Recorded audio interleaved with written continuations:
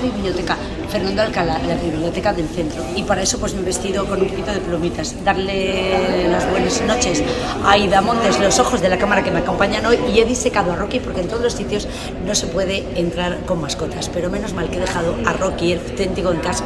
He venido con el disecado y he acudido. Muchas veces nos cuesta salir de casa, pero a la palabra contada, a los eventos que se organizan en la biblioteca y cómo los trata Concha Montes, es imprescindible dejarlo. Os dejo con los protagonistas, que son ellos, la palabra contada, en los próximos vídeos.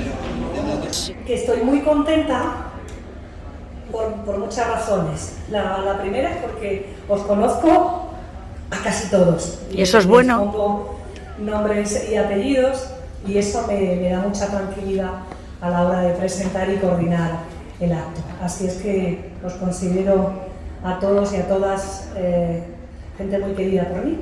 Luego estoy contenta porque por fin he conseguido que mi hija venga y me acompañe a un acto mío, pero bueno, eso le suele ocurrir a los padres con Rocky disecado y a las madres.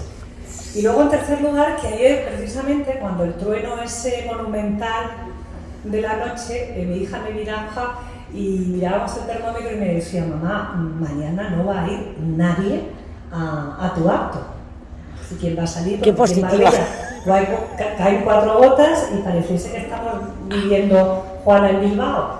Y nada, y hace un poquito de frío, que ríete tú, los que somos de Jaén y de Granada y de Córdoba, y aquí la gente ya piensa que está en Reykjavik. Entonces mi hija le echó un jarro de agua fría y dice: mañana no va a ir nadie nada más que yo y Eva Galvez. Aquí estamos. Y Rocky. Ahí está todo. Entro y os veo a todos, así es que muchísimas gracias por... Y sigue llegando la gente, ¿eh? Esto de que haga frío, solo nos falta un detalle. Es una tarde ideal, hace frío, estamos en enero, ahí lidiando con la cuesta de este mes. Nos falta un poquito de lumbre, pero estamos al calor de los libros. En la penúltima edición, uno de los jóvenes que concurrió a la palabra contada, una edición especial que hicimos dedicada a que leen nuestros jóvenes estudiantes de bachillerato, me quedé asombrada porque el nivel fue altísimo. Y uno de ellos leyó a Ray Bradbury, autor entre otros de, ya conocéis, Fahrenheit 451, y hay una frase de él que me gusta mucho y que viene ideal para encajar en esta tarde. Sin bibliotecas, ¿qué tenemos? Ni pasado ni futuro. Y antes de dar paso ya a la lectura, no quiero enrollarme, los bibliotecarios, que es un trabajo además que no descarto quitaros el trabajo, dejar la radio y venirme, porque aquí se está la más de gusto. Me han descubierto una faceta que no conocía. Les he dicho: ¿habéis notado más afluencia de público estos días por aquello de que llueve y hace frío? Y me dicen: sí. Y además, gente sin techo, gente que vive en la calle, aprovecha la biblioteca para estar bajo techo, para estar a cubierto de las inclemencias. Y además leen, y mucho. Leen prensa, leen libros, estudian, y eso me ha dado un chute de energía de que hay que seguir trabajando en la idea de desmitificar lo que significa no tener casa. Eso por un lado, porque pensamos que claro, están desprovistos de todo, incluso de cultura, y no es así como acaban de contarme. Eso por un lado. Y luego, como casa de acogida, que tiene que ser una biblioteca, no solo para que haya jóvenes como aquellos que están estudiando, posiblemente para los exámenes, sino que sea un centro vivo como lo que pretendemos aquí con la palabra contada que organiza la Delegación Municipal de Cultura. En fin, en esa idea de que tenemos un presente colmado, aunque todo parece indicar que no, de esperanza, reivindicamos la oralidad como vehículo no solo de comunicación, de fabular, de contar historias y leyendas, sino transmitir ideas, transmitir conocimiento, transmitir sentido crítico. Ese es el ideario y la filosofía que tiene la palabra contada. Así es que los invitados de hoy, voy a ir cediéndoles la palabra. No hay un tiempo estricto ni limitado, esto no es pasapalabra, para que os desnudéis con vuestras lecturas, porque el acto de leer, comentaba el otro día, es casi un acto privado, un acto íntimo. Tú estás en tu casa, estás en tu estudio leyendo, y en cierto modo, si tú compartes tus libros, tus lecturas, ya estás dando información sobre quién eres. Es una forma de desnudarse y presentarse, si me permitís la licencia, a los demás. Así es que para mí, Miguel Tapia el otro día decía que la poesía es un acto de generosidad. Yo creo, Miguel, haciendo mías tus palabras, que hoy también es un acto de generosidad, que vengáis y que os desnudéis, pese al frío, con vuestras lecturas. Así es que vamos a recibir con un fuerte aplauso a un señor que no solo es lector empedernido, sino que edita libros, que eso, bueno, eso es ya, eso es tremendo, eso es una aventura excepcional. Andrés García Baena, alustrado. En marzo o febrero del año 84. Mi padre ese año me había llevado a veranear a Fraiventos. Yo volvía con mi primo Bernardo a Edo de la estancia de San Francisco. Volvíamos cantando a caballo y esa no era la única circunstancia de mi felicidad. Después de un día bochornoso, una enorme tormenta color pizarra había escondido el cielo. La alentaba el viento del sur. Ya se enloquecían los árboles. Yo tenía el temor, la esperanza de que nos sorprendiera en un descampado el agua elemental. Corrimos una especie de carrera con la tormenta. Entramos en un callejón que se ahondaba entre dos veredas altísimas de ladrillo. Había oscurecido de golpe. Oí rápidos y casi secretos pasos en lo alto. Alcé los ojos y vi un muchacho que corría por la estrecha y rota vereda como por una estrecha y rota pared. Me dijo que el muchacho del callejón era un tal Ireneo Funes, mentado por alguna rareza como la de no darse con nadie y la de saber siempre la hora con un reloj. Agregó que era hijo de una planchadora del pueblo, María Clementina Funes, y que algunos decían que su padre era un médico del Saladero, un inglés O'Connor, y otros un domador o rastreador del departamento del Salto. Vivía con su madre a la vuelta de la quinta de los Laureles, los años 85 y 86. Veraneábamos en la ciudad de Montevideo. En el 87 volví a Fraiventos. Pregunté, como es natural, por todos los conocidos y finalmente por el cronómetrico Funes. Me contestaron que lo había volteado un redondón de la estancia de San Francisco y que había quedado tullido, sin esperanza. Me dijeron que no se movía del catre, puesto los ojos en la higuera del fondo de una telaraña. En los atardeceres permitía que lo sacaran a la ventana. Llevaba la soberbia hasta el punto de simular que era benéfico el golpe que lo había fulminado.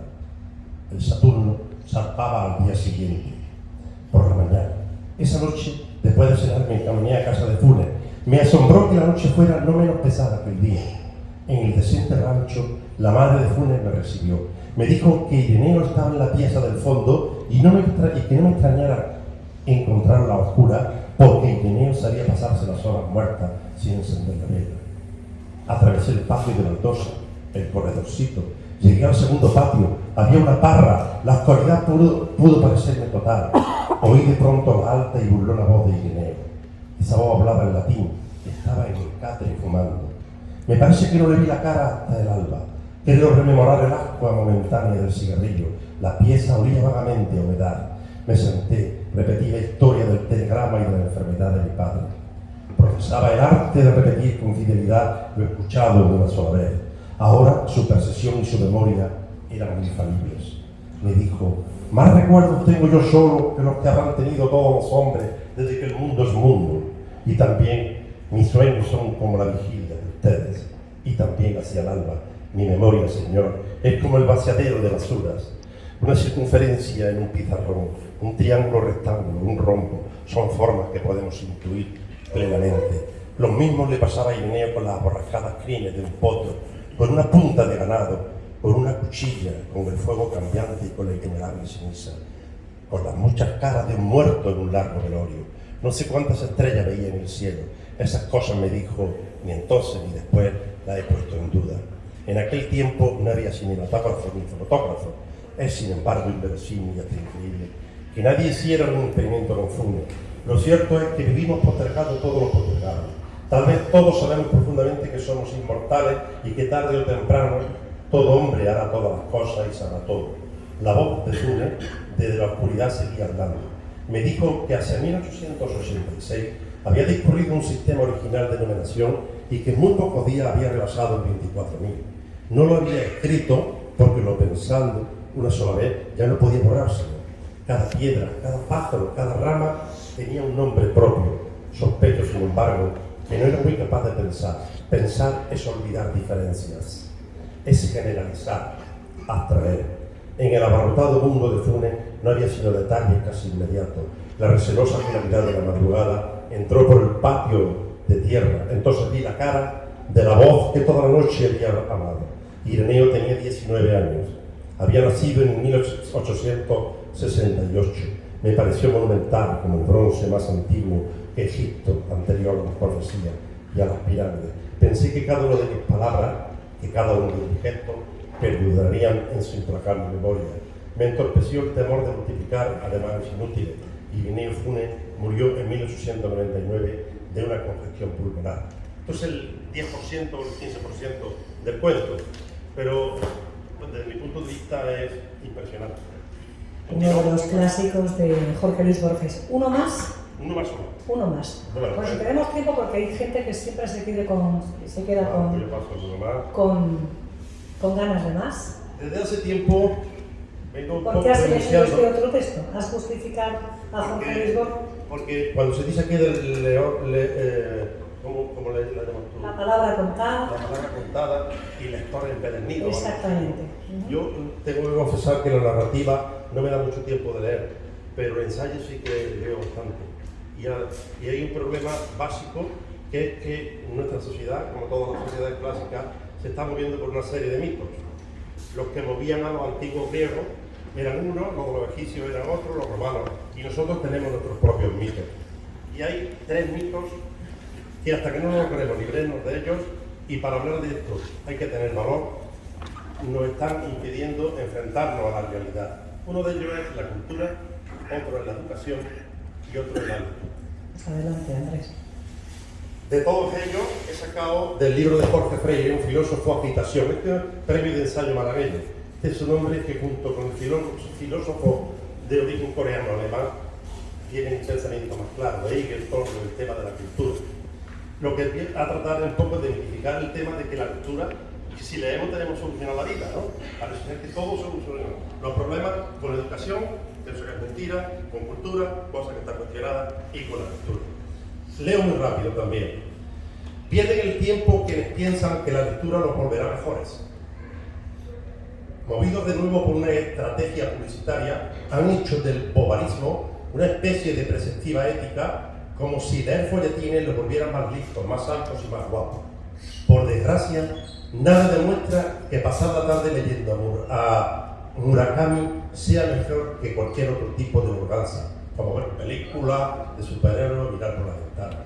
En su ensayo breve titulado El vicio de la lectura, la escritora estadounidense Edith Wharton satirizó a aquellos que veían en la lectura auditiva, esto es, la llevada a cabo deliberadamente, una especie de gimnasia intelectual que otorgaba inteligencia y desembocaba en la virtud. Como ilustración de este atletismo lector usaba el ejemplo de un crítico de arte que, habiéndose marcado un curso de lectura poética, estimado en 50 horas, redactaba en su diario: anoche le dediqué media hora y media, así que me quedan 48 y media. Con que en su base de novedades constantes, el Homo agitatus, porque estoy criticando un poco la agitación que tenemos en nuestra vida y reflexiona sobre ello, piensa que la lectura le hará mejor, equivocadamente. Por desgracia, a cada uno le cunde a su manera. Como ha dejado dicho Juan Carlos Rousseau, no es el libro, es el lector. Sin embargo, la agitación lectora tiene sus consecuencias naturalmente y no son precisamente buenas. Junger escribió que no es el hombre sin cultura, sino el hombre deformado por la cultura quien debería preocupar. Los individuos agitados que se meten de hocicos en la cruzada cultureta suelen ser muestras de aquello que los teólogos medievales denominaron pericoresis, esto es la identidad entre los miembros de la Trinidad y que en castellano recibe el nombre de circunmisesión, lo que etimológicamente remite a sentarse en torno a algo circuncidente. Los individuos circuncidados, pericorepéticos, parecen arrebujarse en torno a la misma lumbre y escuchar todos con actitud cautelosa y bailar la misma historia. Todos piensan igual, dicen lo mismo y se expresan de la misma manera, con una familiaridad tan aterradora que un ontólogo podría hablar bien de una unión hipostática. Posiblemente el propio individuo manufacturado por la cultura sea el equivalente al protagonismo de la conciencia del ser, el clásico de Italo Svevo, que todas las mañanas era objeto de una transformación diaria, pues al leer el periódico se sentía transformado en opinión pública. Sabemos lo que Pierre Bourdieu, termino, le habría contestado, que el sensus comuni no existe, que la opinión es manufacturada desde arriba y que las grandes empresas sacan al ciudadano de una chistera agarrado por la oreja y repetidamente informado del argumentario que han de enarbolar. Y de ese debate contundente, muy paradójico además. Bárbara Sánchez, claro, todos lo desmitificando la conocéis. lectura siendo editor, pero es un tema a debatir y que mueve además a criticar. Bárbara, ¿por qué has escogido, me lo has comentado antes a micrófono cerrado, El Principito? Todo un básico. Te dan voz desde la mesa. ¿Por qué este libro, Bárbara? Pues elegí este libro porque hoy venimos a hablar, ¿no?, lectores empedernidos. Y es cierto que mi pasión, ¿no?, por la lectura empezó precisamente con El Principito, y fue porque me lo descubrió mi padre. Él fue el primero, tendría unos 10 años, fue el primero en hablarme de su libro, me lo regaló y a partir de ahí lo he leído muchas veces porque creo que ayuda a evadirnos de lo que es la realidad, ¿no?, a recuperar ese niño que fuimos. Entonces, principalmente porque es mi amor por la lectura comenzó con el libro y creo que se lo debía. ¿Con qué edad lo leíste, Bárbara? Pues con 10 años fue la primera vez, pero es verdad que luego han sido muchas las veces porque cada vez que lo leo siempre le encuentro una cosita nueva. ¿No te defrauda ni pasa en tiempo por el libro de Saint-Exupéry?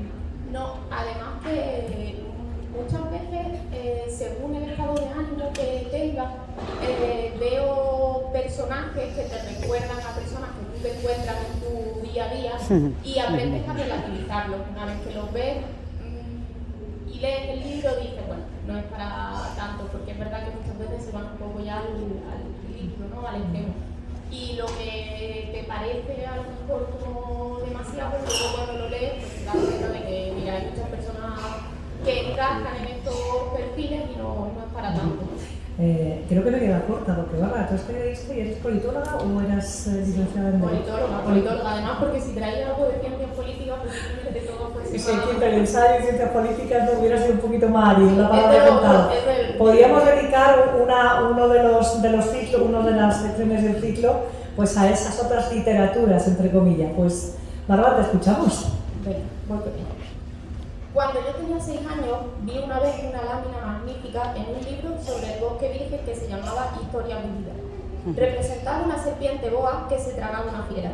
He aquí la copia del dibujo. El libro decía: las serpientes boas tragan sus presas enteras, sin masticarlas. Luego no pueden moverse y duermen durante los 6 meses de la digestión. Reflexioné mucho entonces sobre las aventuras de la selva y a mi vez logré trazar con un lápiz de color mi primer dibujo. Mi dibujo número 1 era así, me lo he traído porque al final del principio sin sus ilustraciones tampoco... Los puedo ir enseñando para que tú vayas más cómodo. Mi dibujo número 1 era así. Mostré mi obra maestra a las personas grandes y les pregunté si mi dibujo les asustaba. Me contestaron: ¿por qué habrá de asustar un sombrero? Mi dibujo no representaba un sombrero, representaba una serpiente boa que digería un elefante. Dibujé entonces el interior de la serpiente boa a fin de que las personas grandes pudiesen comprender. Siempre necesitan explicaciones. Mi dibujo número 2 era así. Las personas grandes me aconsejaron que dejara a un lado los dibujos de serpientes boas abiertas o cerradas y que me interesara un poco más la geografía, la historia, el cálculo y la gramática. Así fue como, a la edad de 6 años, abandoné una magnífica carrera de pintor. Estaba desalentado por el fracaso de mi dibujo número 1 y de mi dibujo número 2.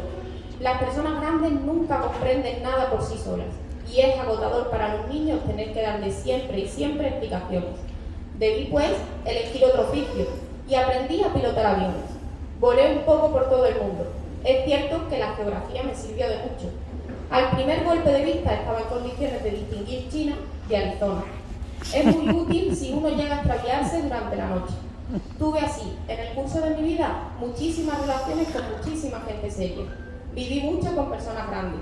Las he visto muy de cerca. No he mejorado excesivamente mi opinión. Cuando encontré alguna que me pareció un poco lúcida, hice la experiencia de mi dibujo número 1, que siempre he conservado. Quería saber si era verdaderamente comprensiva, pero siempre me respondían, es un sombrero. Entonces no le hablaba ni de serpientes boas, ni de bosques vírgenes, ni de estrellas. Me ponía a su altura. Le hablaba de beat, de golf, de política y de corbatas. Y la persona grande se quedaba muy satisfecha de haber conocido a un hombre tan razonable. Viví así, solo, sin nadie con quien hablar verdaderamente, hasta que tuve una avería en el desierto del Sáhara, hace 6 años. Algo se había roto en mi motor, y como no tenía conmigo ni mecánico ni pasajeros, me dispuse a realizar solo una reparación difícil. Era, para mí, cuestión de vida o muerte. Tenía agua apenas para 8 días. La primera noche dormí sobre la arena a 1000 millas de toda tierra habitada. Estaba más aislado que un náufrago sobre una balsa en medio del océano. Imaginaos, pues, mi sorpresa, cuando al romper el día me despertó una extraña vocecita que decía, por favor, dibújame un cordero. ¿Cómo? Dibújame un cordero. Me puse en pie de un salto, como golpeado por un rayo. Me froté los ojos, miré bien y vi un hombrecito enteramente extraordinario que me examinaba gravemente. He aquí el mejor retrato que más tarde logré hacer de él, pero seguramente mi dibujo es mucho menos encantador que el modelo. No es por mi culpa. Las personas grandes me desalentaron de mi carrera de pintor cuando tenía 6 años y solo había aprendido a dibujar las boas cerradas y las boas abiertas. Miré, pues, la aparición con los ojos absortos por el asombro. No olvidéis que me encontraba a 1000 millas de toda la región habitada. Además, el hombrecito no me parecía ni extraviado, ni muerto de fatiga, ni muerto de hambre, ni muerto de sed, ni muerto de miedo. No tenía en absoluto la apariencia de un niño perdido en medio del desierto, a 1000 millas de toda región habitada. Cuando al fin logré hablar, le dije, pero, ¿qué haces aquí?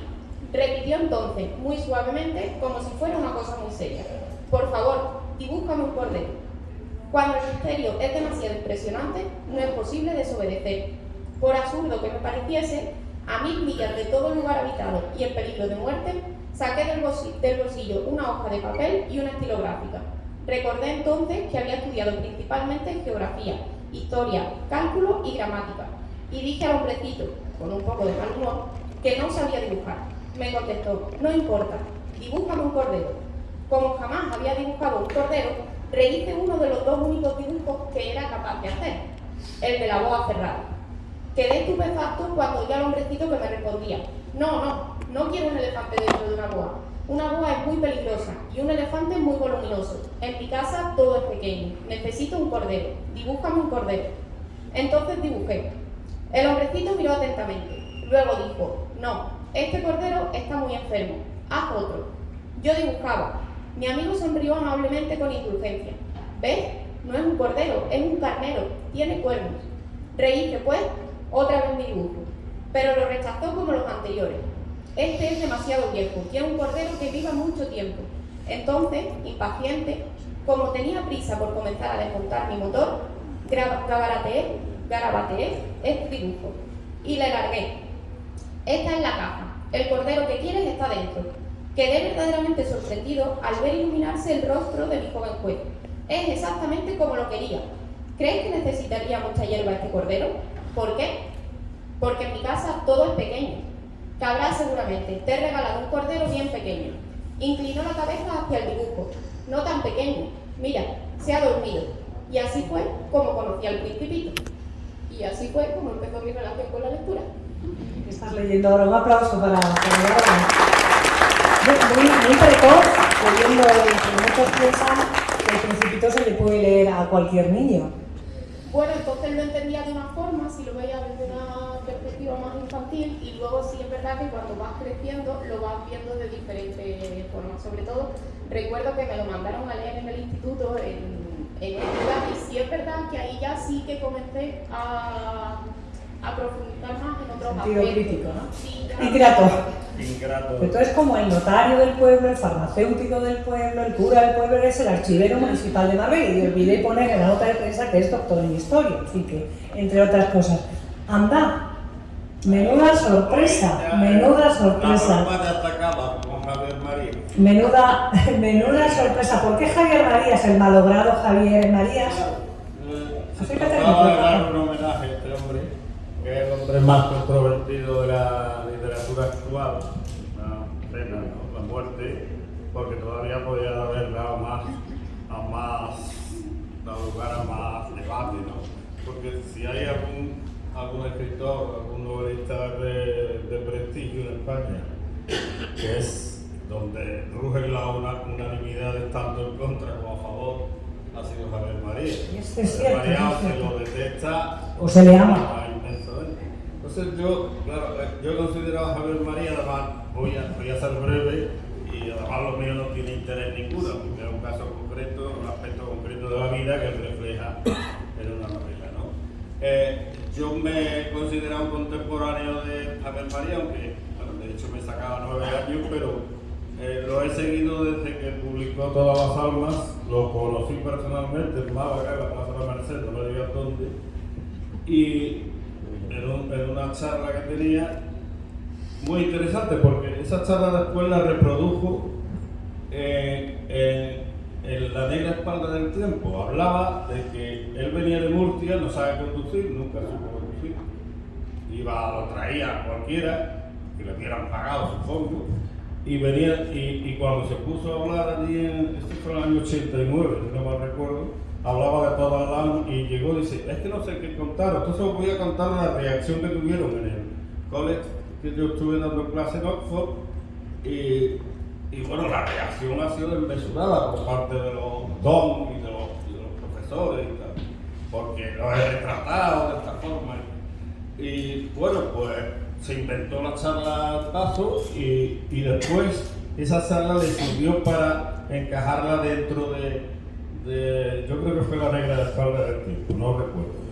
Y yo me sentí protagonista, claro, yo es que fui a esa charla porque era el hijo de Javier María, un hombre que bueno, siempre ha tenido fama en España de haber sido liberal y tal, pero bueno, fue un hombre que sirvió a la República, estuvo encarcelado y lo delató un íntimo amigo con denuncias falsas y él reivindica a su padre hace tiempo, ¿no? Y En tu rostro mañana, que es la trilogía es una novela, solamente que por temas editoriales. Los Alfaguara lo publicó en 3 Es una novela.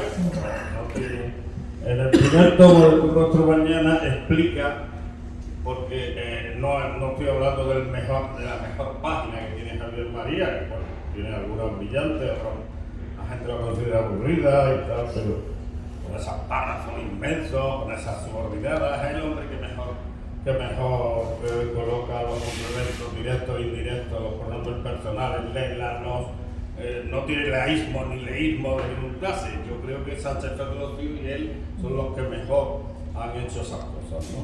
Escuchamos. No le encuentras, incluso te llega un lo de pronto que tal y es correcto gramaticalmente. Entonces ha tenido muchas críticas por esa razón y por más, ¿no? Luego se lo vamos a La preguntar pregunta, a la le profesora dice de al lengua. padre, ¿cómo te hizo ese hombre esas cosas? ¿Cómo te pudo traicionar si tú lo único que le hiciste fue favores? La gran pregunta que nos hacemos siempre. Oye, ese tío, ¿cómo me traiciona si yo lo único que le he hecho ha sido favores, ¿no? Eso es algo que hemos experimentado todos. ¿Cómo se vuelve contra mí? Y me encuentro precisamente que el hijo le pregunta, él reproduce la de esta con su padre, la estancia con su padre, y le dice, no te obsesiones, hijo, no te obsesiones, y empieza, ¿no? Porque le dijo, bueno, ¿cómo soportaste que te traicionara tu mejor amigo, el otro y tal? 3. Y dice, hay una obsesión por comprender lo odioso, en el fondo hay una malsana fascinación por ello. Esas son las palabras del padre. Y a los odiosos se les hace con esto un inmenso favor. Yo no comparto esa curiosidad infinita de nuestro tiempo, por lo que en ningún caso tiene justificación. Yo no puedo salvar, así frase, Yo no puedo perder el tiempo ni indagar sobre lo malo y lo pernicioso. El mal suele ser simple. Hay en esta actitud un elemento de soberbia, también uno más. Se ahonda en la anomalía, en lo repugnante y mezquino, como si nuestra norma fuese la del respeto y la generosidad y la rectitud, y hubiese que analizar microscópicamente cuanto se sale de ella. Como si la mala fe, la traición, la malquerencia y la voluntad de daño no formaran parte de esa norma y fueran cosas excepcionales. Todo eso forma parte de la norma y no tiene mayor misterio, no mayor que la buena fe. Pero esta época está dedicada a la tontería y a las obviedades y a lo superfluo, y así nos va. Y salto y ya acaba explicando. Yo nunca lo perjudiqué, nunca le hice ni le había hecho nada, ni antes, ni después, ni desde luego entonces.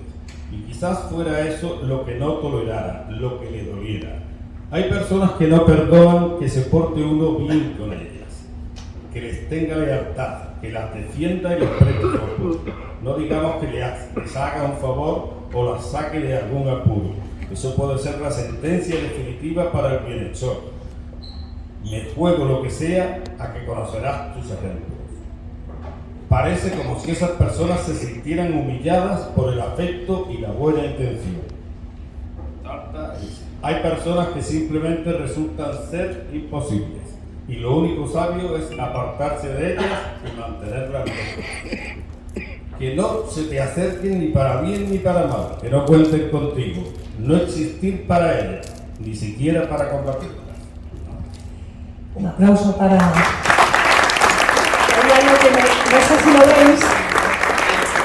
lo veis, hace unas semanas, creo que tú estabas allí, invitada también por la Delegación Municipal de Cultura en el ciclo de la Biblioteca de los Escritores, estuvo Rosa Montero. Ella lo explicó, ella desacraliza, hay personas, bueno, que forran los libros, no quiero señalar a nadie, que forramos los libros, pero hay otras como Rosa Montero y como nuestro archivero municipal que tienen el libro absolutamente machacado de subrayados, de lápices y de anotaciones, ¿no?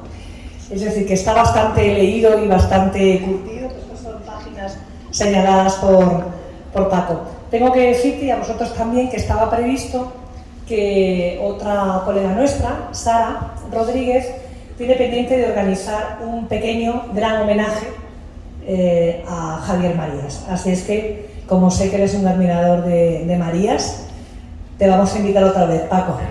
Y bueno, vamos a preguntarle si escribe bien o mal Javier Marías a alguien a quien aprecio muchísimo. Ella es Lidia Rodríguez. Lidia, ¿prefieres de pie o prefieres también todos? Vale, muy bien. Lidia, no sé si te va a gustar esto, lo vas a hacer. Lidia es profesora de lengua y literatura, ahora está en Sanlúcar de Barrameda, y le vamos a dar un aplauso porque mañana a esta hora le imponen el birrete de la Universidad de Málaga como doctora en Filología Hispánica. Un aplauso. Como podemos ver, cualquier birrete. Enhorabuena. Bueno, menos académico, qué linda. Pero seguro que te hubiese gustado también. ¿Te gusta Marías? Lo que ha comentado Paco, escribía, porque sé que tú también lo has leído y que le conociste. Sí, lo conocí con Sara, pero Sara era más y mejor lectora de Javier Marías que yo, por supuesto. ¿Escribe bien o escribe? Sí, de forma impecable. Pese a los los y los les y los... Impecable, sí, eso lo puede. Bueno, Sara, que además ha llegado de Sanlúcar. No estás nerviosa, mañana no te impone lo de la universidad. No, me imponía más lo de esta tarde. Además, ¿Sí? ¿Por qué? Salí justo del trabajo y venía por la carretera con el tráfico, con la dificultad de aparcar aquí, que ya olvidaba los días de semana, lo caóticos que pueden ser aquí en Marbella. Y veníamos preocupada y más nerviosa por el acto ahora. Sí, no, para nada. Que mañana que nada. Además, Lidia, bueno, es crítica. Ella es correctora, es una persona que vive por y para los libros. ¿Qué has elegido, Lidia? Muchas gracias, Concha. Bueno, gracias sobre todo por invitarme aquí esta tarde. No me lo esperaba, es una causalidad. Mañana iba a la universidad y bueno, aprovechando eso, participar aquí es un placer. Pues mira, he elegido dos de los últimos libros que he leído. Los he leído justo de forma consecutiva y bueno, de alguna manera están relacionados, aunque parezca que no por sus títulos, ¿no? El primero es La biblioteca de Fernando Villalón. Fernando Villalón es un poeta sevillano vinculado al grupo poético El 27, no sé si les sonará. Es un poeta que yo trabajé en mi tesis doctoral precisamente, donde investigué sobre la estética neopopularista en el grupo El 27, que es una de las estéticas menos conocidas. Siempre se habla mucho del 27 desde el punto de vista de la vanguardia, sobre todo, y también del gongorismo, del neogomborismo, pero no del neopopularismo. Entonces, Fernando Villalón es uno de esos poetas más excelsos, más representativos de esta estética. Y este libro, que además es muy curioso, les invito a leerlo si tienen curiosidad simplemente de lector, de lectora, de bibliófilo o de bibliotecario. Es un libro que merece la pena. Está firmado por Jacques Issorel, que es uno de los especialistas hispanistas, filólogos más relevantes en el mundo hispano y bueno, con más autoridad en la figura de Villalón. Y también está escrito ahora mismo con Juan Diego Mata Marchena, que es documentalista, bibliotecario de una biblioteca de Sevilla, de Morón de la Frontera en concreto. Bueno, pues los dos escribieron este libro.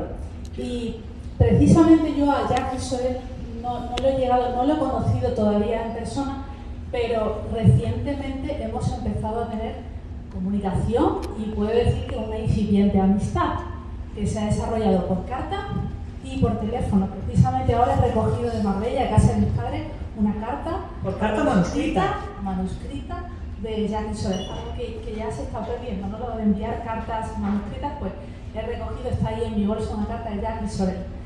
Y bueno, Jacques Issorel me escribe hace poco, hace como un mes y medio, un correo y me sorprendió mucho recibir un correo de este hombre tan reputado. Me dice, mira, el director de la revista Bulletin Hispanique, que es la revista del mundo hispano, revista científica indexada del mundo hispano más prestigiosa, me ha dado tu contacto, que me quedé sorprendida porque ya ese hombre, al director, no lo conozco, no lo he tocado nunca. Me ha dicho que has investigado sobre Villalón, que tienes artículos publicados en revistas científicas sobre Villalón y quiero leerlo. Y dice, bueno, y además me pongo en contacto contigo para pedirte un favor. Acabo de publicar este libro, me habla de su libro y el director del Bulletin Hispanique me ha dicho que tú serías una buena persona para hacer una reseña en su revista. Y bueno, a mí esa responsabilidad casi que me echa a temblar. Por supuesto, leerlo, claro. Sí, claro, por supuesto acepté, me mandó el libro, me puse a leerlo ya cuando en Navidades y aquí hay 953 libros, bueno, vamos a decir libros, publicaciones seriadas también, porque hay periódicos y revistas, ¿vale? Volúmenes de todo tipo, de la biblioteca de Fernando Villalón, que lo más curioso es que este hombre fue una figura curiosísima. Les invito y les animo de verdad a que investiguen sobre Villalón. Es un hombre en el que, o sea, para quien cualquier campo de conocimiento no le resultó ajeno. Le encantaba la poesía, le encantaban los toros, perdió gran parte de su fortuna por sacar o restaurar la pureza de los toros bravos y bueno, al final de su vida se endeudó, prácticamente se endeudó, se tuvo que ir a Madrid y su viuda, cuando murió en 1930, tuvo contacto con Ignacio Sánchez Mejía y con la Argentinita, que era su pareja, y le vendió la biblioteca por 50.000 pesetas, o sea, 50.000 pesetas en la época era una locura, una verdadera locura. De la Argentinita pasa a su hermana, Pilar López Julver, que custodia la biblioteca, y a partir de ahí, en el 83, que es cuando conoce a Jacques Issorel, le dice, yo la biblioteca la voy a poner en manos de Sevilla, o de la Biblioteca Nacional, o de la generación del grupo, o sea, de la Biblioteca de la Generación del 27 de Málaga. Estuvo en contacto con estos tres organismos. Finalmente no se lo vendió a ninguno, no se lo cedió a ninguno. Y la biblioteca hoy día es un misterio. O sea, el destino de esa biblioteca no se sabe cuál es. Ha desaparecido, no se sabe dónde están los volúmenes, como todo lo que rodeaba a Villalón, porque además era un hombre súper interesado en el ocultismo, en la magia, en el orientalismo, etcétera, etcétera. Bueno, no me quiero enrollar.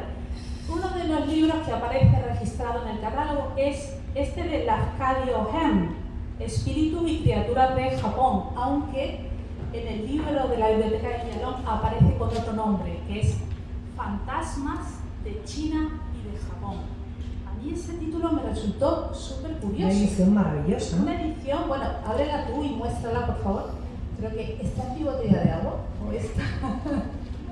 Bueno, da igual, cualquiera. Ábrela y muéstrala, por favor. Entera. Madre mía, es que...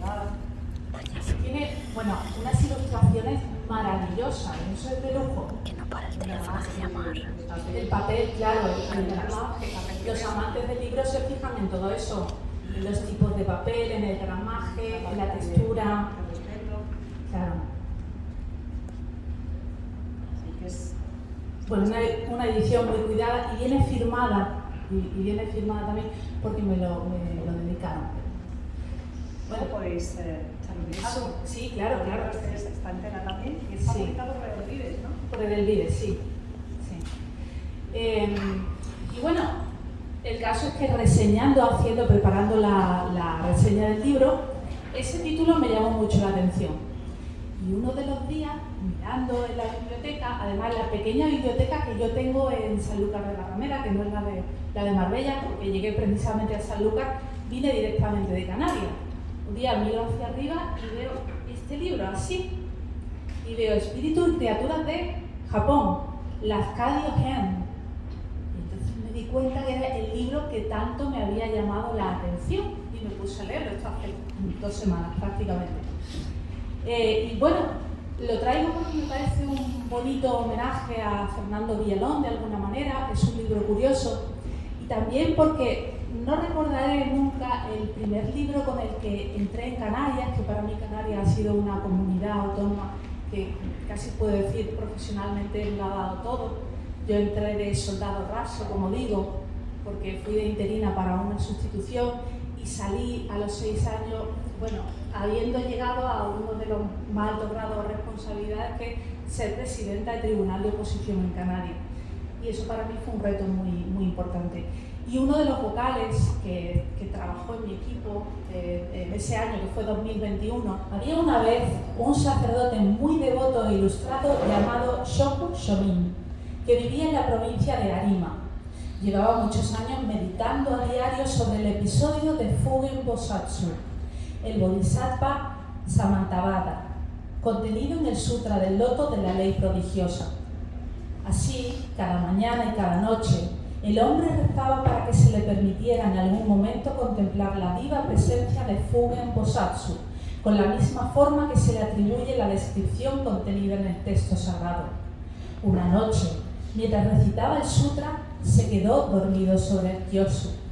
Soñó, pues, y en su sueño oyó que una voz le decía que para ver a Fugen Bosatsu debía acudir a la casa de cierta cortesana conocida como la Yohu no Chora, habitante de la aldea de Kanzaki.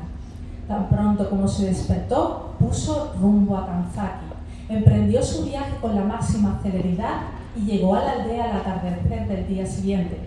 Cuando entró en la casa de la Yuho, se encontró con que allí ya estaban congregadas unas cuantas personas, sobre todo hombres jóvenes procedentes de la capital, quienes se habían presentado a Kanzaki atraídos por la famosa belleza de la mujer.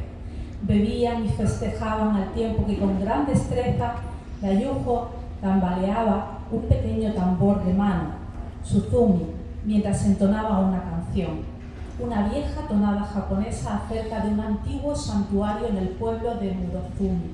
Decía así: en la pila sagrada de Murozumi, el Subo, incluso cuando no sopla el viento, su superficie está siempre surcada por ondas.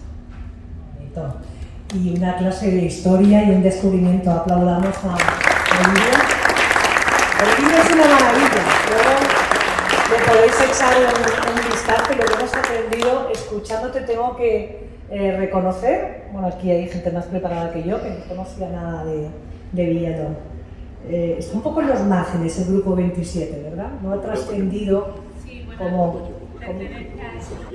mal llamados, mal denominados poetas menores o satélites, injustificadamente. Ya digo, si se acercan a la obra de Villalón, van a ver que es un término injustificado y hay uno de toda justificada. ¿Y a qué crees que se debe este permanecer? Bueno, yo creo que ¿Es una cuestión política? No tanto política. Yo creo que el hecho de acercarse, tener tantos intereses por toros, bueno, pues por teosofía, por magia, brujería, espiritismo, etcétera, etcétera, le hizo flaco favor. Hemos aprendido mucho contigo, Lidia, muchísimas gracias. Escribe muy bien, voy a decir poesía, pero escribe poesía, escribe prosa, escribe cuadernos de viaje, pero muy divertido, de todo un poco. Pues, ¿qué te traes ahí? No, me has aliviado cuando has dicho que no había tiempo. Entonces digo yo, bueno, pues nada. Hay tiempo. Bueno, no llevamos ni 45 minutos, ¿eh? Tengo aquí unos libros y los vamos a sacar. Tú sacas. Uy, madre mía, será por libro y todas buenas ediciones, No, ¿no? son todos, sí. A ver qué historia nos va a contar. Esto es un poco la presencia de Ramiro Pinilla en mi vida. Ramiro Pinilla, Ramiro Pinilla, que es un escritor que estuvo en Marbella y falleció poco después, falleció en el año 2014. Muy mayor, vino a Marbella muy mayor, tenía ya cerca de 90 años aproximadamente cuando vino en su día, y es uno de esos narradores prodigiosos. Tiene una historia muy particular además. Nació en el año 1923 en Guecho, en Vizcaya. Todo queda en familia. Todo queda en familia. En el año 60 gana el premio Nadal y después de ganar el premio Nadal con Las tierras hormigas, que es uno de los libros que está aquí, desaparece, entre comillas. Desaparece de los focos y del mundo editorial. Y en el año 2004, cuando Tusquets recupera la trilogía, esta trilogía fantástica, que es Verdes Valles, Colinas Rojas, con 82 años, le dan el Premio Nacional de la Crítica, el Premio Nacional de Narrativa, todos los premios posibles habidos y por haber. No es verdad que hubiera desaparecido, es verdad que había montado su propia editorial, que se llamaba Libro de Destino, Libro Pueblo, en Guecho, y hacía publicaciones muy cortitas, muy pequeñitas, que prácticamente las repartía entre sus amigos. No sería buen negocio para Andrés, no sería buen negocio el caso de Pinilla, y sin embargo, pues aquí está. Durante todos estos años, él ha creado su mundo alrededor de un municipio que se llama San Pascardo, que puede ser pues, el Comala o el Macondo, ¿no? En este caso, el Comala y el Macondo de Guecho, de Vizcaya, que es la tierra donde yo provengo, ¿no? Yo soy de Baracaldo, que es un municipio de la margen izquierda de la ría del Nervión, que ha estado sacudido desde finales del siglo XIX por la industrialización del hierro. La industrialización del hierro, los altos hornos, las fábricas gigantes. Y luego la desmantelación. De ahí que el último libro de la trilogía de Ramiro Pinilla, Verdes Valles, Colinas Rojas, se titula Las cenizas del hierro. Porque hay un momento determinado que todo termina. Me interesa mucho Pinilla porque forma parte de mi historia personal. ¿Por qué? Y de la historia de mi familia. Yo cuando salgo al balcón de mi casa de Baracaldo, miro hacia la izquierda y veo las Colinas Rojas, que es los montes de la Arboreda, de donde se extrajo prácticamente todo el mineral de hierro. Y si miro hacia la derecha, antes de la desindustrialización, veía como el cielo palpitaba de rojo con los altos hornos de Sestao. Literalmente el cielo palpitaba de rojo. Cuando la colada subía hacia arriba en los altos hornos, el cielo se ponía rojo. Y luego las sirenas de las fábricas eran, mi padre está aquí presente, las sirenas de las fábricas nos marcaban el ritmo de la vida. Y de los barcos. En el caso de nuestra casa eran más las sirenas de las fábricas, ¿no? Es decir, toda mi infancia, toda mi adolescencia, la de toda mi familia está marcada por el hierro, de alguna manera. Entonces cuando yo me encuentro con esta trilogía de Ramiro Pinilla, Verdes Valles, Colinas Rojas, me encuentro con esta piedra de toque de alguien que está poniendo voz a algo que es propiamente mío y que yo siento muy dentro. Además lo he investigado con Ramiro Pinilla también, desde el punto de vista ideológico, es profundamente vasco y profundamente antinacionalista. Y esto es una paradoja que enriquece mucho más su literatura, ¿no? Porque es capaz de valorar lo vasco como lo que es, como tradición, historia, cultura, etcétera, etcétera, y desmitificarlo de la vez. Él no cree en los mitos que el nacionalismo es lo que insufla, impulsa, ¿no? Con los nacionalismos siempre son los mitos, ¿no? Y Ramiro Pinilla, pues, de un plumazo lo quita, pero siempre desde lo vasco. Así que voy a leer dos fragmentos. Y además te manejas lo mismo, en edición de bolsillo que no tengo preferencia. No tienes todavía la vista me permite leer. Ni manías. El ebook todavía no lo tengo un poco atravesado. Pero bueno, entonces voy a leer un fragmento del primer tomo de Verdes Valles, Colinas Rojas, que se llama La Tierra Convulsa y que habla precisamente de qué supone la llegada de la industrialización a esos verdes valles, donde está, pues bueno, ¿no? La Arcadia feliz del nacionalismo, donde todos somos gente que vivimos en relación con nuestro pasado, con la agricultura, con el campo, y somos aparentemente felices, ¿no? Entonces, dice así, vamos a ver. Tú también castigas los libros, ¿eh? Sí, pero yo subrayo, castigo, en fin, vamos a ver. Dice, todos supimos que con su muerte acababa de clausurarse una época, un capítulo o lo que fuera de la historia de derecho, y que en adelante tendríamos que acostumbrarnos a vivir sin él. Más que de su presencia física, se trataba de su mito, de la resonancia de un nombre que había traído demasiados cambios a nuestra vieja comunidad, que había significado demasiadas cosas buenas y malas y que había acaparado demasiado tiempo de tertulias y chácharas en mostradores y cocinas. Un nombre que flotaba sobre nuestras cabezas desde hacía casi un siglo, despertando orgullo o provocando maldiciones o ambos requerimientos juntos, en una de las contradicciones en que se debate nuestro nacionalismo. Y ciertamente la mayoría de nosotros no sabía con cuál de los dos sentimientos quedarse, pues si por un lado Camilo Bascardo había llegado a constituir un grado de vasco revestido de los mejores atributos de la raza, por el otro, la parte más tradicional y saliniana de nuestro pueblo, no podía ignorar que él era uno de los grandes culpables de tanta industria y tanta fábrica, de tantas minas y altos hornos, de la cloaca en que se estaba convirtiendo la ría, del aluvión de inmigrantes, de la pérdida de tanto pasado, de la, en fin, maldita industrialización. Lo lees y qué apasionado. Vamos a aplaudir a Israel. Israel, desde tu trabajo leíste el puente de Baracaldo. No sé. El puente colgante. Sí, esto estaba un poco ya en la margen derecha de la ría del Nervión, que era donde precisamente residía la familia de Camilo Bascardo, que eran los dueños de las fábricas, residían en la margen derecha de la ría del Nervión y los trabajadores vivían en la margen izquierda de la ría del Nervión. Nosotros somos la margen izquierda de la ría del Nervión. Sí, la parte obrera cualificada, ¿no? Bueno, entonces este Verdes Valles Colinas Rojas tiene este primer tomo, que es La Tierra Convulsa, donde habla de la llegada del hierro y cómo lo transforma todo. En Los Cuerpos Desnudos habla más de enfrentamiento de estas dos familias esenciales, monolíticas, cada una con sus cosas, los Bascardo y los Altuve, y el tercero habla de las cenizas del hierro.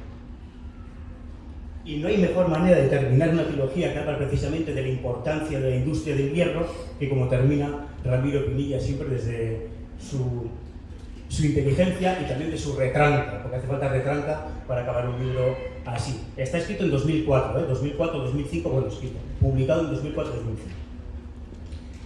A ver si os suena, yo me imagino que sonará a todos, este pequeño museo del que se intuye habla Ramiro Pinilla aquí para terminar su trilogía del hierro. Yo creo que sí, que va a sonar. ¿Cuántas páginas son? Sí, 700 más o menos. Sí.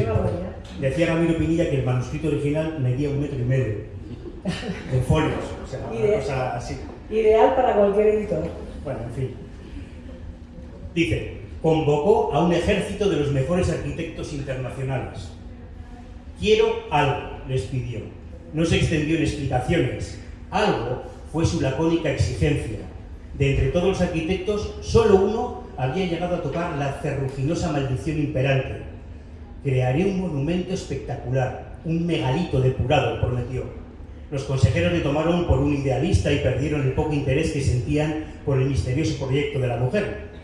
Levantaré una pinacoteca de nuevo cuño, añadió el arquitecto, confiando en encontrar sensibilidad. ¿Pinacoteca? ¿Para qué cojones queremos nosotros una pinacoteca? Sea lo que sea eso, gruñeron los consejeros. El arquitecto miró a la mujer, pues entre ellos parecía haber nacido un extraño entendimiento. Un gran museo de pintura prestigia a la tierra en que se asienta, aseguró el arquitecto.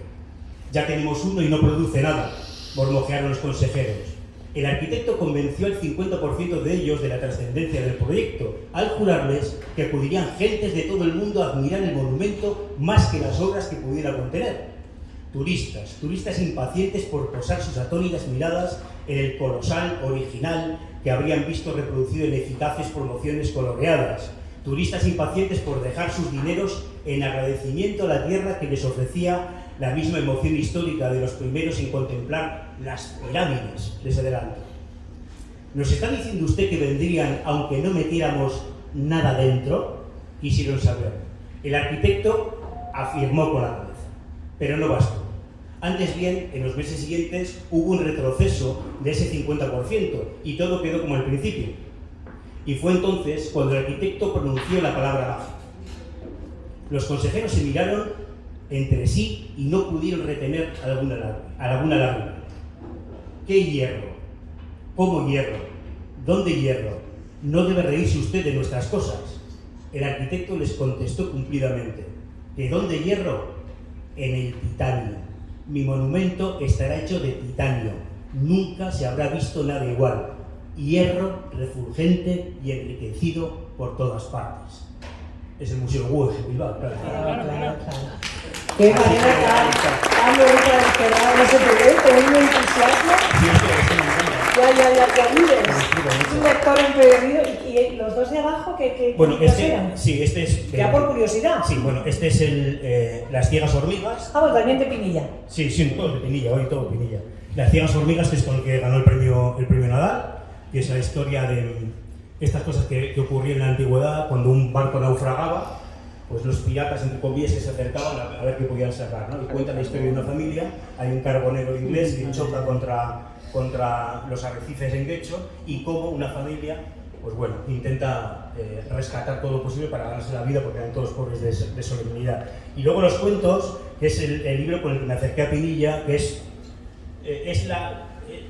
son relatos iniciáticos de todo lo que vendrá después, los cuentos. Así que si alguien se quiere acercarse a Pinilla de manera un poco más objetiva que yo, que empiece por los cuentos, que es un buen empezar. Lo hemos pasado muy bien. Esto es todo, pero no queremos dar gracias, Israel, sin ceder la palabra a cualquiera de nosotros que quiera leer o que quiera compartir o contarnos algo del libro que está leyendo. Si os atrevéis, solo levantad el brazo y os paso el micro. Bueno, la mamá, hoy es la tarde de las madres, Juana. El libro que estás leyendo tú, estoy leyendo yo. El libro El mismo que estás leyendo tú. Ah, sí, pues lo voy a recomendar, lo recomendamos, ¿te está gustando? Sí. Y hay otra persona que también lo tiene, no sé si lo has empezado, Miguel. No, todavía no. ¿No lo has empezado? Todavía no. Pues os voy a decir, mira, yo formo parte, además Lidia y yo nos hemos visto en Canarias, hemos coincidido allí, aunque nos separa un amuno en Fuerteventura, que a ti te gusta menos y a mí me gusta más, pero yo formo parte de un club de lectura de la isla del Hierro. Claro, ir allí mensualmente es bastante difícil ya por la doble insularidad, la de aquí y luego entre islas. Entonces, a raíz de la pandemia, pues decidimos que lo hacíamos por Zoom o por Meet Google y todo esto. Y funciona bien porque hay gente de Guadalajara, hay gente que está en Madrid, hay gente de Herreña y luego yo que estoy aquí. Y el libro de este mes, el libro del mes pasado, perdón, bueno, fue todo un descubrimiento. Estos hallazgos que dicen, bueno, ¿cómo me estoy enriqueciendo? Es una autora argentina que se llama Aura Venturini, algo parecido a Pinilla. Le dieron el más prestigioso galardón de las letras argentinas cuando tenía 85 años. Ella es muy prolija, escribió muchísimo, prosa poética, escribió poesía, narrativa y sin embargo con Las Primas, que así se llama el libro, también creo que está en Tusquets, me parece, ¿no? Una cosa cortita, se lee en un rato, 200 páginas o así. Se lo dieron con 85 años y a raíz de ahí, pues la Venturini se convirtió una mujer rara, una mujer distinta, una mujer monstrua, se llama a sí misma. Y luego otra curiosidad, y es que fue íntima amiga de Eva Perón, lo que en absoluto tampoco tengo que decir que marcase su literatura, pero es un libro divertido. ¿Por qué os lo recomiendo? Os recomiendo Las primas porque en una mujer, ahora la Venturini además murió con 90 y tantos años, murió ya muy mayor. Para ser una mujer de su época tenía un pensamiento muy crítico y muy avanzado sobre un tema que a muchos les da resquemor, que es la discapacidad o minusvalía. Ella reivindica en Las primas que el término discapacitado es un término político. Ella reivindica la discapacidad y la reivindica de la forma más cruda, que es desnudándola, llamándole a las cosas por su nombre. Entonces es un libro atroz, ¿verdad, Juana? Porque, humorístico también. claro, lo hace ¿desde dónde? Para suavizar y defendernos un poco del dolor. Pues lo hace desde el humor, es que lo has dicho tú, desde la retranca, desde una perspectiva. Entonces os invito a leerlo, me he divertido muchísimo, y un español que ya no usamos. El español de ahora se está convirtiendo en un español impostado, con frases hechas, lugares comunes, todo lo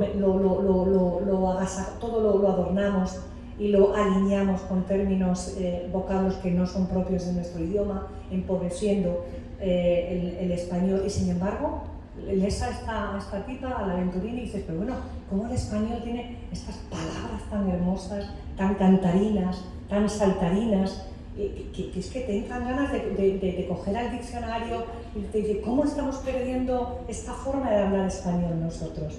Y eso me gusta también mucho. Así es que es la recomendación que os hago, lo tiene Miguel, se lo he prestado, lo estás leyendo tú también. Venturini en Tusquets, y el libro se llama Las primas. No os va a defraudar. El único problema es que ella tiene una sintaxis radical.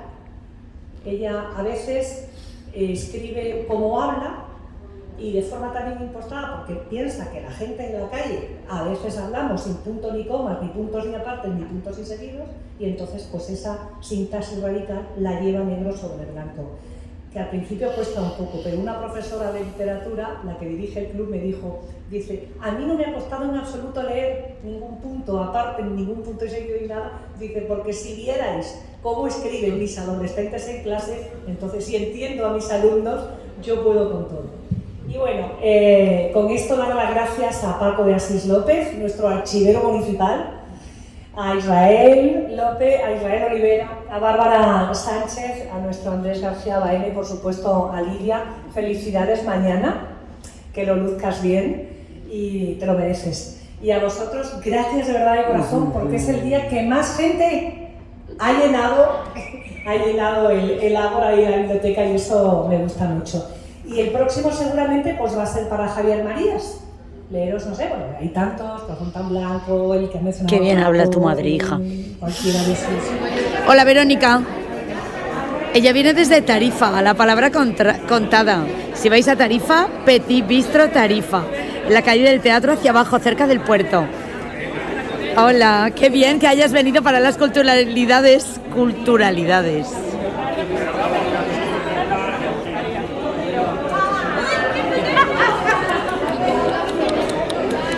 Hola, os tengo a todos fichados, ¿eh? Esto es todo para el FBI, para pasárselo al FBI.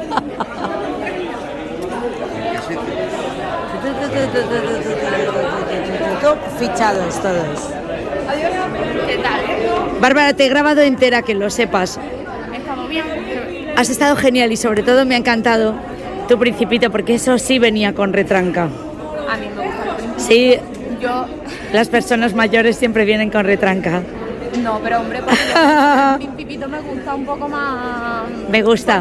Porque sale realmente, porque cuando me lo comentó Concha, me comentó eso de lectores empedernidos, tu relación con la lectura, y me parecía bonito porque es cierto que empezó por ahí. Y dijiste, cualquier día me trago una boa, yo también, y la dibujo. Qué linda eres. Si no os hago un vídeo vosotros, seréis los únicos. Gracias por cómo está todo, por cómo se maneja todo aquí, por cómo va todo aquí, porque siempre No solo las cosas son lo que parecen, hay siempre un equipo detrás, si no, nada funciona. Mira, y gracias por dejarme entrar a Rocky, lo he disecado para que pueda entrar a la biblioteca. Es una buena idea, ¿verdad?